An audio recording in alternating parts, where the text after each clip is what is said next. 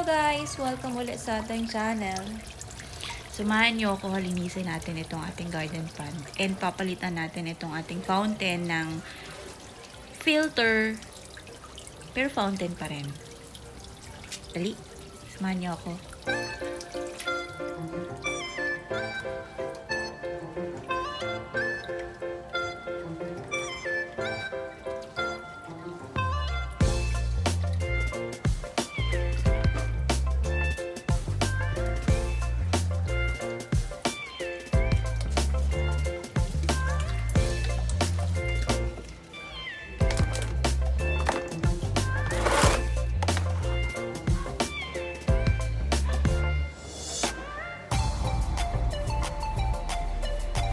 So, ito na nga. I-drain muna natin itong ating tubig.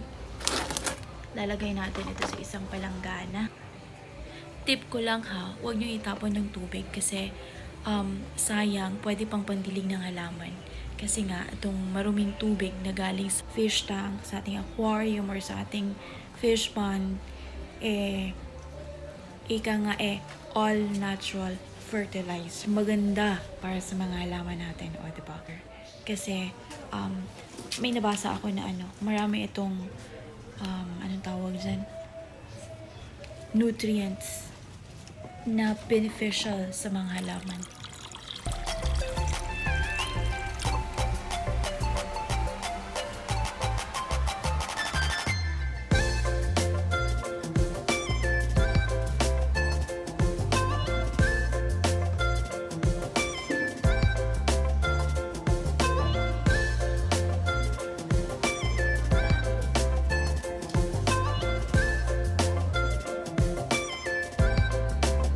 Habang inaantay nating ma-drain itong ating pond, magdilig na muna tayo ng ating halaman.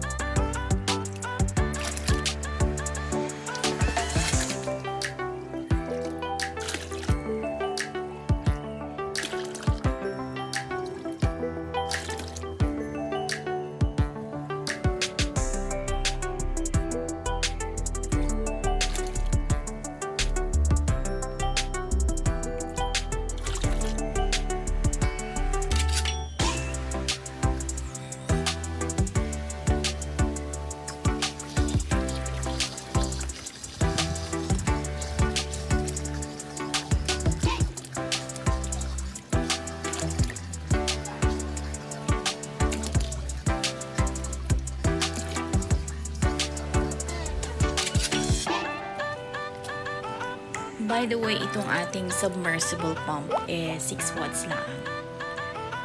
Hindi siya maingay and energy saving daw. So, I don't know.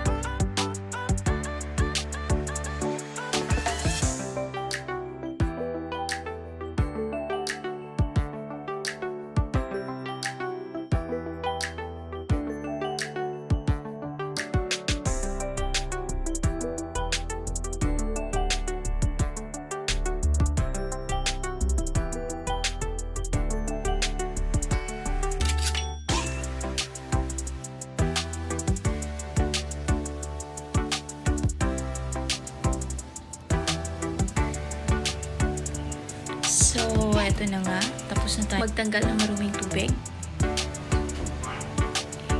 And ito na rin ang ating malinis na tubig na ipapalit natin sa ating pan.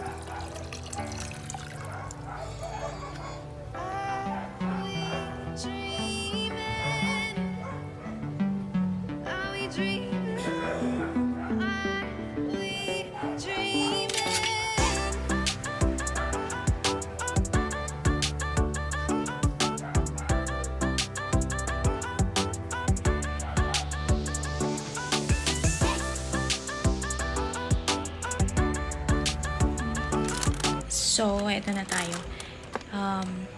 Ito yung ating ginawang filter na fountain. Okay. Papakita ko sa inyo kung paano to. Kano yung itsura nito. Filter siya. Pero gusto ko may fountain pa rin. So, eto na. Sa next video ko, ipapakita ko sa inyo kung paano ko ito ginawa. But for now, Pakita ko lang sa inyo kung ano yung itsura niya.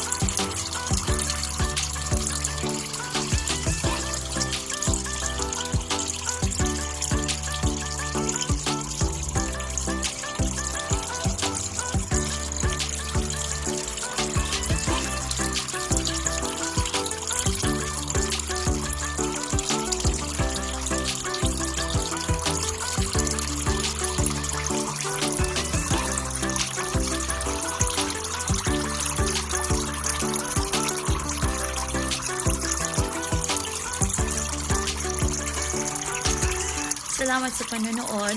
Sana gustuhan niyo ang ating video.